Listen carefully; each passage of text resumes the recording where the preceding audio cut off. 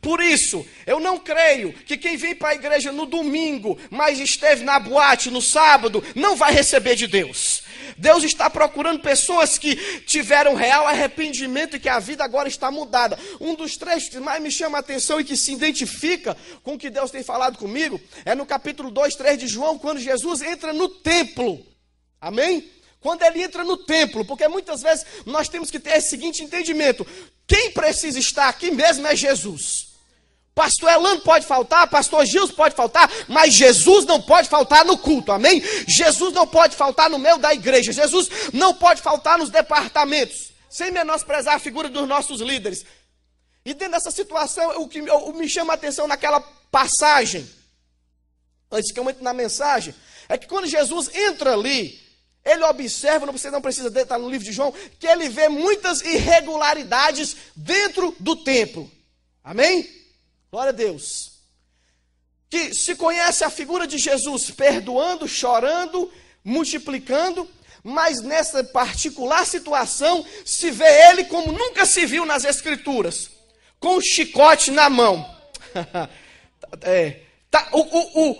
O que se precisa entender é que com o mesmo amor e compaixão, ele naquele dia entrou no templo não para pregar, amém? Muitas vezes ele entrou no templo, ele pregou, ele curou, ele atuou em uma dimensão diferente, mas naquele dia ele veio na unção. Sabe qual era a unção dele?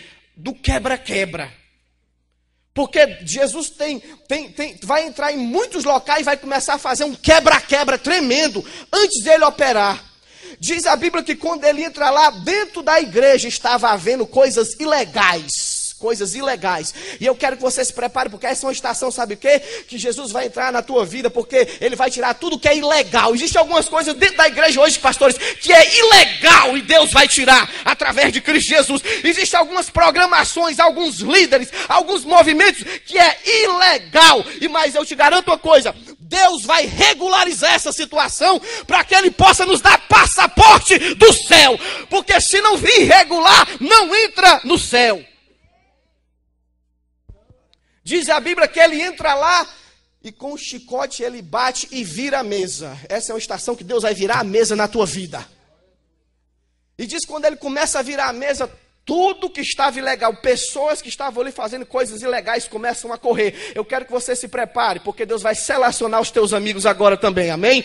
Ele vai colocar algumas pessoas para correr na tua vida. É por isso que algumas pessoas estão tentando ligar para você, mandar e-mail para você, tentando marcar encontro com você e eles não conseguem. É porque Jesus está limpando a área, está limpando a igreja.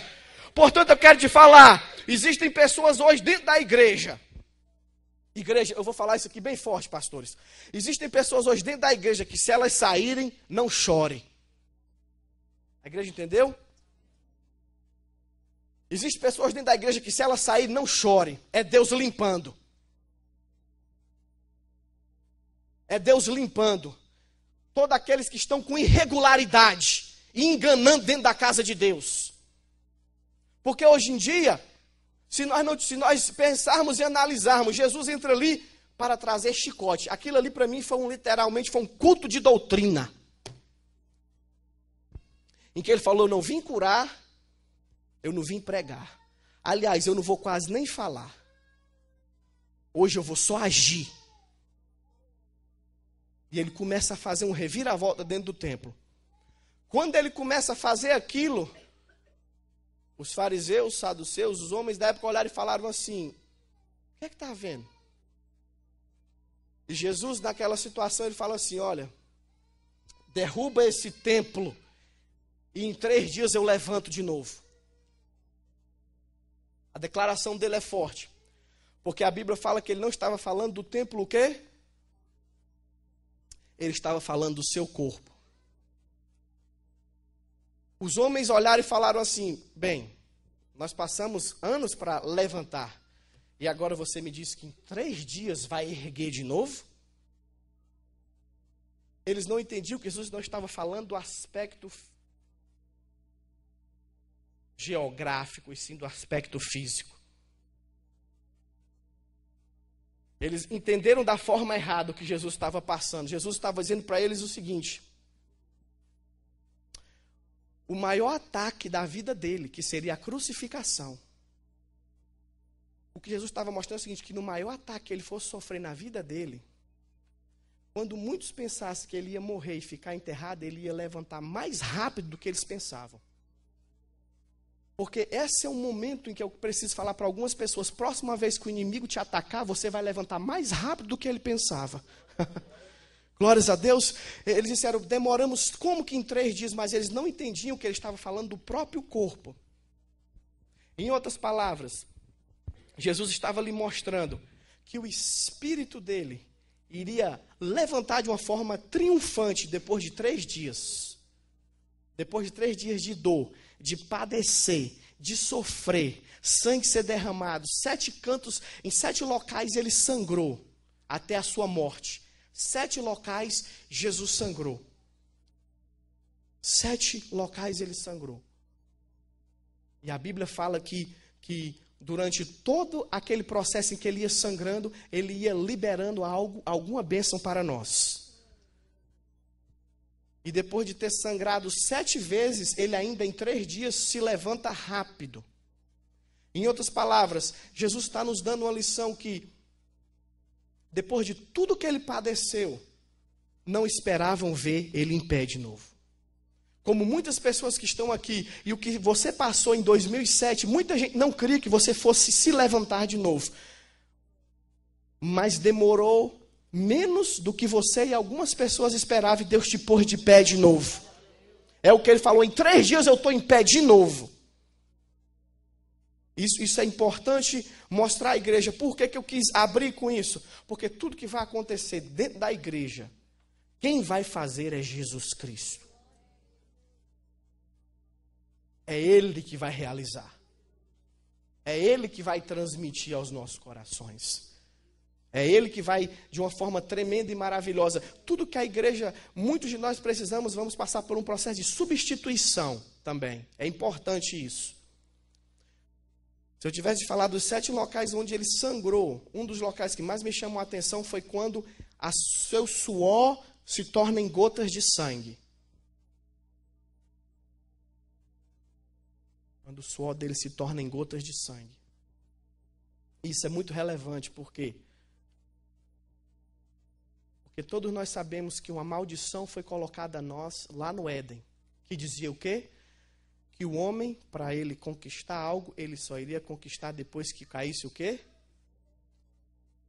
E tudo que ele tivesse de conquistar ia ser suado. Suado. Essa foi a maldição do Éden. E lá no jardim, Jesus quebra essa maldição da seguinte forma.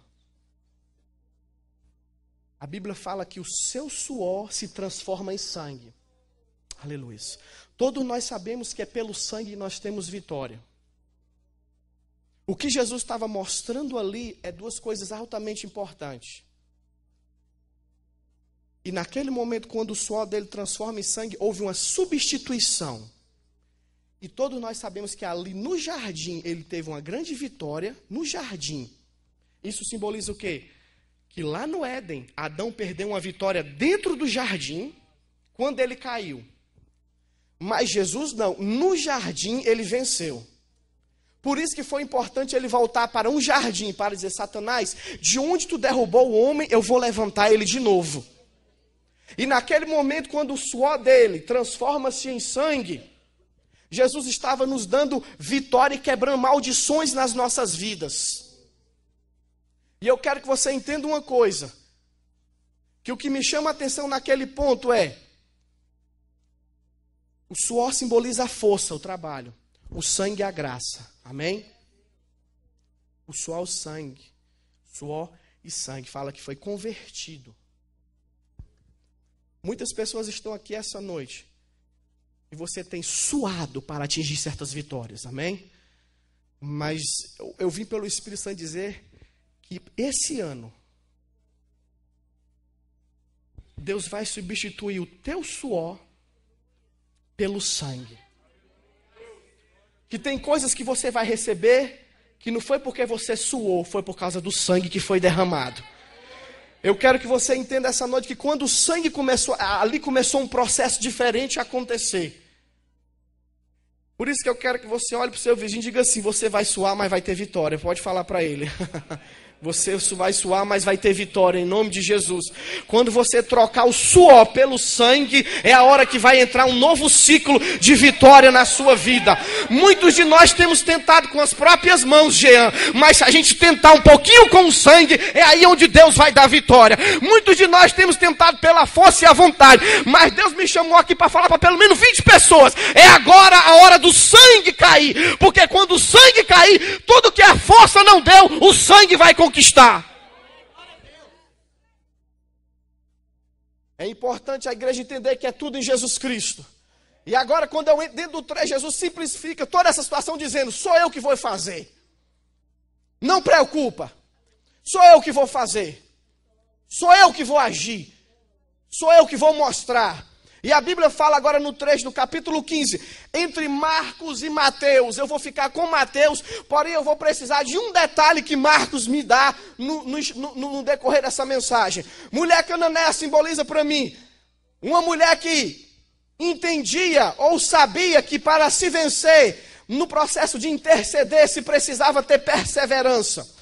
Muitos de nós hoje começamos até bem o ano, participamos dos 40, estamos lendo a Bíblia, mas vai chegando abril, maio, a nossa busca com Deus vai caindo, a nossa leitura vai caindo, algumas petições que nós clamávamos a Deus com alta vontade, empenho, nós já começamos a deixar de lado, e a razão pela qual muitos de nós às vezes não temos recebido bênção de Deus, é porque não temos perseverado na oração como a Bíblia manda, perseverar na oração. Um dos pontos cruciais também, que eu sei, que esse ano passado foi falado nesse ministério, era que Deus queria levantar dentro dessa igreja intercessores, pessoas com espírito de intercessão, amém? Não foi isso que foi trazido aqui, uma igreja intercessora? E dentro desse projeto, eu comecei a analisar algumas pessoas na Bíblia que se colocaram na posição de intercessor. Entenda que a palavra intercessão significa alguém que se coloca no meio, entre. Alguém que se coloca no meio. Em outras palavras, alguém que se coloca por alguém entre Deus. Não para clamar por si próprio, mas para clamar por alguém. Em outras palavras, a igreja também precisa entender que eu não só tenho que vir buscar a Deus por mim, mas tem hora que eu tenho que dobrar o joelho pela minha irmã que está do lado, pelo marido dela que não está na igreja, pelos filhos que ainda não estão todos salvos. Deus quer ensinar a igreja que tem que horas que eu vou dobrar o meu joelho e Pai, hoje essa oração não é por mim, é para a irmã que está chorando ao meu lado, porque quando nós nos colocamos na posição de intercessor, guarde isso, isso é misterioso. A Bíblia fala que enquanto Ló orava pelos seus amigos, Deus muda o cativeiro. Eu quero falar para algumas pessoas aqui essa noite, a próxima vez que você orar por alguém, Deus vai resolver um problema teu. Próxima vez que você orar por alguém, Deus vai resolver uma causa tua. Diz que enquanto Jó, no meio da amargura, da tristeza, da pobreza, ele se deu o luxo de orar por alguém. Meu Deus, isso aqui é forte. Porque muitos de nós só oramos, só vimos para a igreja quando estamos sorrindo. Jó estava quebrado, sem emprego, sem filho, perdeu tudo. E a Bíblia fala que ele ainda teve audácia santa, dizer assim: chega aqui, eu vou orar por você. Talvez eu esteja com algumas dificuldades, mas esse ano a minha unção vai ser tão grande, que no meio das minhas lutas, eu vou ser uma bênção na tua vida. No meio dos meus problemas, eu vou abençoar a tua vida. Jó vinha com uma unção tremenda, e eu quero te dizer, aquele problema se viu para aproximar ele de Deus. Ele diz: agora eu te conheço de uma outra forma. A mulher cananeia é um símbolo de uma súplica. A Bíblia fala que ela vinha de cidades idólatras, de cidades onde de muita idolatria. Tiro e Sidom era capital de idolatria, era cidades ricas, comerciais, era cidade de luxúria, muita coisa acontecia ali. De repente ela se vê com um tremendo problema. Entenda uma coisa, ela não foi atrás de Jesus, não era porque ela não tinha Deus. Porque onde ela tinha havia muitos deuses. Mas uma coisa aconteceu com ela, ela ficou cansada de clamar por deuses que não respondem, meu Deus.